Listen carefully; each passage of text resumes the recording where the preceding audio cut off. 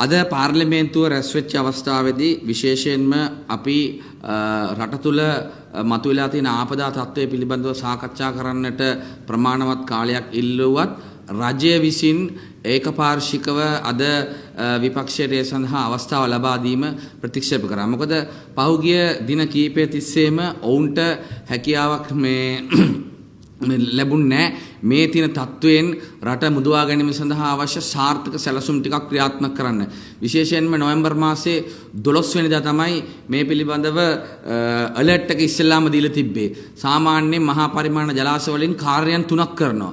එකක් තමයි ජල විදුලි නිෂ්පාදනය. දෙවෙනි එක කෘෂිකර්මාන්තයට අවශ්‍ය වතුර ලබා දීම වගේම ගම් වතුර පාලනයත් ඒකෙන් සිද්ධ වෙනවා. එතකොට අපිට ආරංචි විදියට ඉංජිනේරුවන් විසින් දැනුම් දීලා තිබ්බා මේ වතුර ක්‍රමානුකූලව පිට අරින්න කියලා. එතකොට මේ උපදෙස් පිළිගන්නේ නැතුව නැවත වතාවක් Tamanගේ උද්දච්චකම තකතිරුකම පෙන්නලා ඒ කටයුතු නොකර එකපාරට වාන්දරටු ඇරීම නිසා තමයි මේසා විශාල අපරාධයක් සිද්ධ වෙලා තියෙන්නේ. විශේෂයෙන්ම කැලණිගඟ ආශ්‍රිතව බලද්දී මොයකට පළල් කිරීමේ වැඩසටහන් ක්‍රියාත්මක කරන්න තිබ්බා. ඔවුන්ට ඕනම ඔවුන්ගේ මිත්‍ර ධම්මික පෙරේරා මැතිතුමාගෙන් අහගන්න තිබ්බා මැලේසියාවේ කැලණිගඟට වඩා ලොකු